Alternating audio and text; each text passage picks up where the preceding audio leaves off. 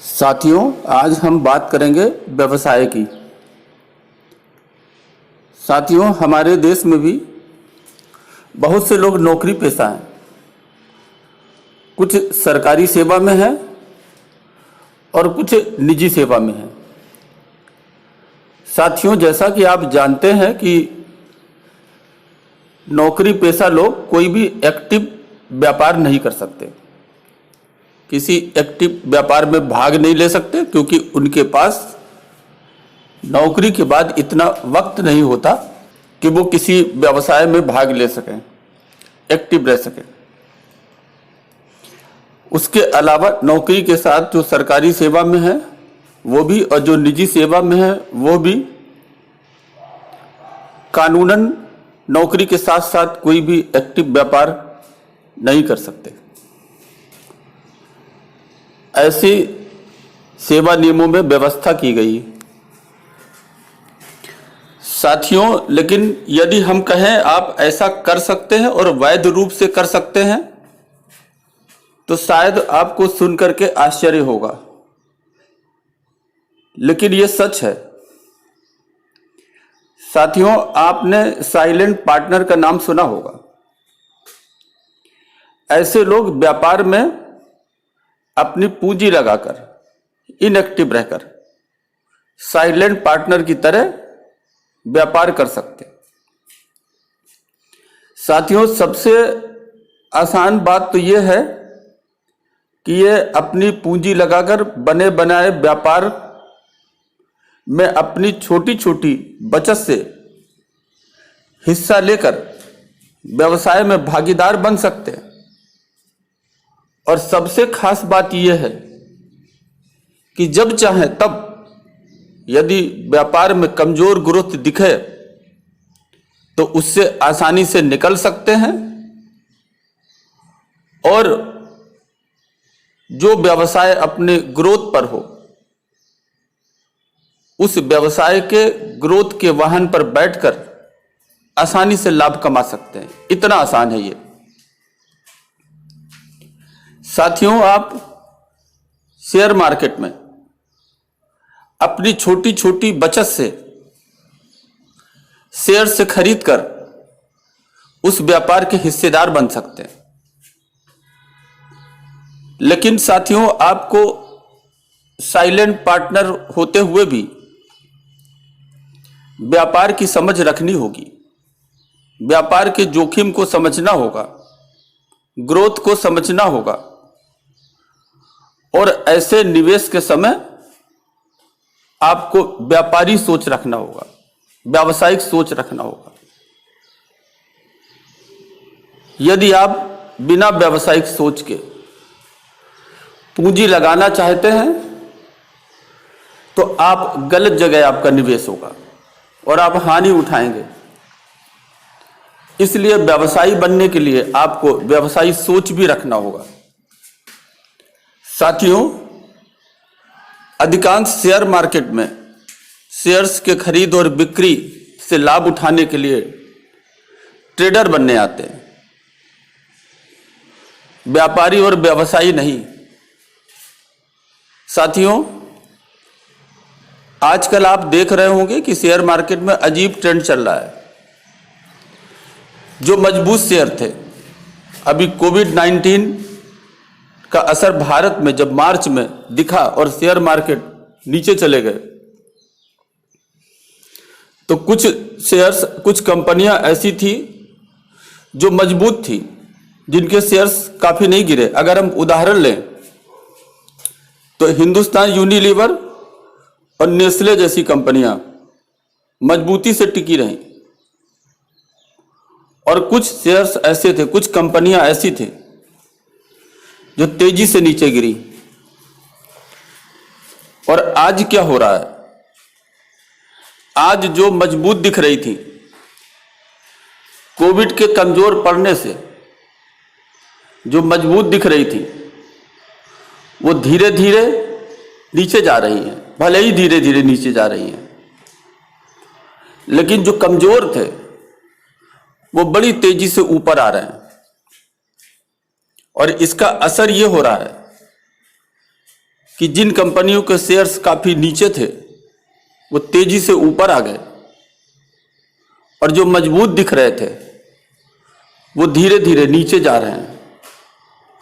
साथियों, ये कंपनियां नीचे गई हो या ऊपर गई हो, नीचे जा रही हो या तेजी से ऊपर आ रही हो, ये सब मजबूत कंपनियां हैं, इनके फंडामेंटल्स मजबूत हैं, इनके व्यापार में कोई दोष नहीं है।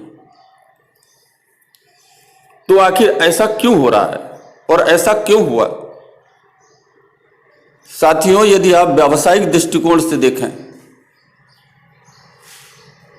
तो यह बाजार की मांग और पूर्ति पर आधारित है। साथियों, समय बदलता है, मांग बदलती है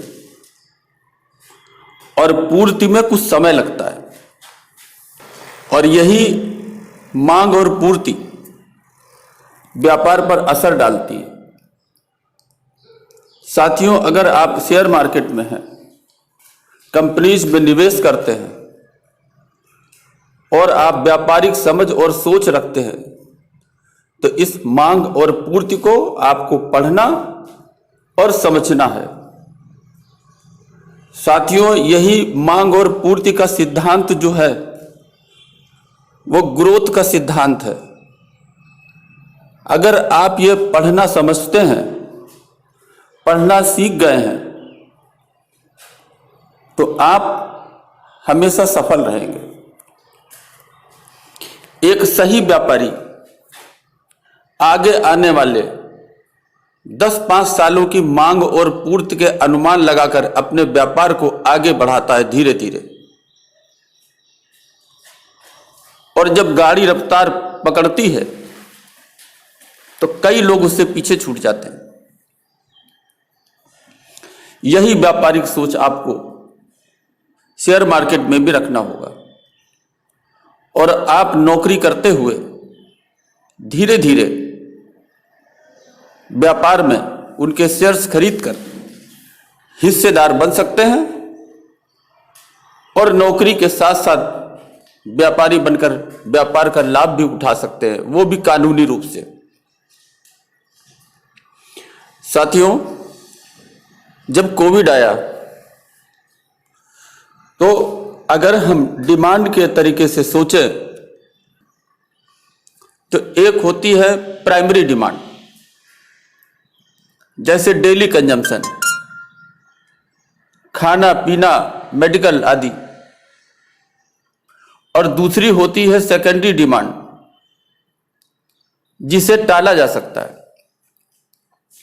साथियों, जब संकट आता है तो यह प्राइमरी डिमांड लगभग वैसी ही बनी रहती है, इसमें बहुत ज्यादा असर नहीं होता, लेकिन लोग सेकेंडरी डिमांड को कुछ समय के लिए टाल देते हैं। तो इसका असर यह होता है कि जो उद्योग प्राइमरी डिमांड से संबंधित है वो मजबूत बने रहते हैं, लेकिन जो सेकेंडरी डिमांड से संबंधित हैं उनमें घटाव होता है, वो नीचे की तरफ जाते हैं। साथियों, इन दोनों डिमांड में 3 तरह के लोग होते हैं। एक ऐसे लोग होते हैं जो हायर इनकम ग्रुप में आते हैं, इनकी डिमांड हर स्थिति और परिस्थिति में लगभग बराबर बनी रहती है। लेकिन जो मिडिल इनकम ग्रुप में आते हैं उनकी डिमांड कमजोर होती है, लेकिन जो लोअर इनकम ग्रुप में आते हैं उनकी सेकेंडरी डिमांड लगभग समाप्त सी हो जाती है। साथियों, इस कोविड पैंडेमिक में जो उद्योग प्रभावित रहे वो सेकेंडरी डिमांड के थे, और उस समय इनके शेयर्स की कीमत भी धीरे धीरे घटी। साथियों, जो प्राइमरी डिमांड के उद्योग थे, अगर हम उदाहरण लें तो जैसे नेस्ले, हिंदुस्तान यूनिलीवर, ये प्राइमरी डिमांड के उद्योग मजबूत रहे और कोविड जैसी महामारी में न तो इनके व्यापार में बहुत असर हुआ और न इनके शेयर्स गिरे। लेकिन जो सेकेंडरी डिमांड थी, अगर हम उदाहरण लें तो ऑटो इंडस्ट्री, चौपहिया वाहन,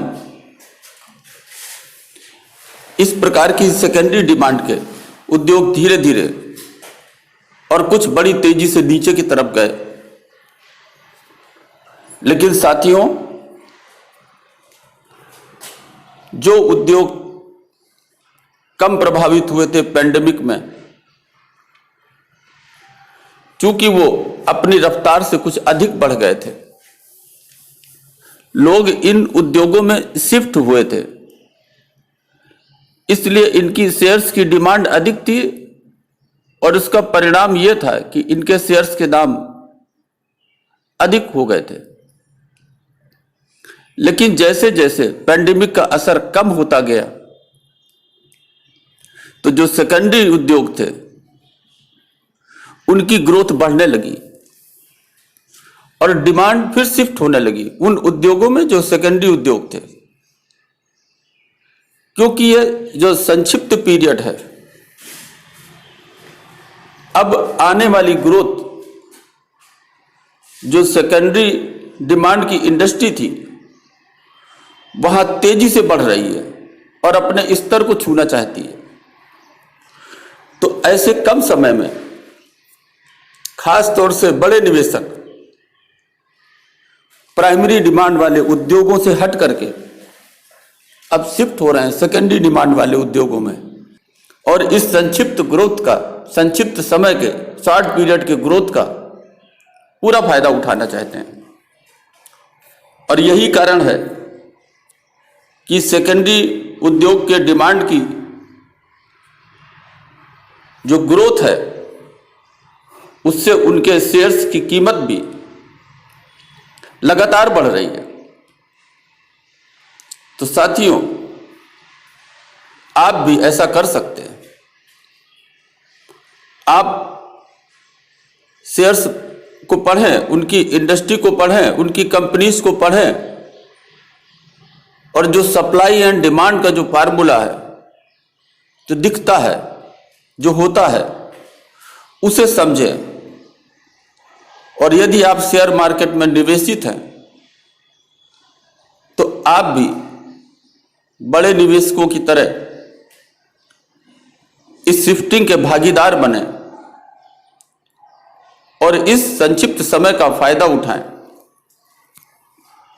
जो मजबूत कंपनियां कोविड पीरियड में अपनी पूरी ग्रोथ पर थी, उनके नीचे आने पर उनमें भी निवेश करें, मगर कम करें। लेकिन जो काफी नीचे चली गई थी, ऐसी मजबूत कंपनियां जो सेकेंडरी डिमांड इंडस्ट्री से संबंधित थी, उनके शेयर्स, उनमें आप उचित कीमत पर अपने निवेश को बढ़ाएं और इस संतुलन से लाभ कमाएं। साथियों, आप व्यापारी बनकर इस शेयर मार्केट के उद्योगों में शेयर के रूप में निवेशित रहकर व्यापार में भागीदार बन सकते हैं, लाभ में भागीदार बन सकते हैं। आप समझें और इसका लाभ अवश्य उठाएं। अभी के लिए बस इतना ही। धन्यवाद।